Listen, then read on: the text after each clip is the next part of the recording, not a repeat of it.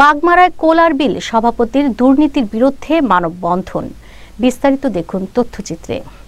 রাজশাহীর বাগমারায় কোলার বিলের মৎস্য চাষ প্রকল্পের সভাপতি মোহাম্মদ আলতাফ হোসেনের দুর্নীতির বিরুদ্ধে মানববন্ধন অনুষ্ঠিত হয়েছে।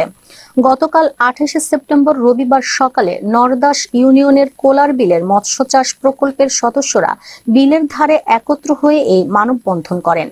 উক্ত মানববন্ধন হতে জানা যায় যে কোলার বিলের মৎস্য চাষ প্রকল্পের সভাপতি মোহাম্মদ আলতাফ হোসেন দায়িত্ব পাওয়ার পর থেকেই দুর্নীতি শুরু করে।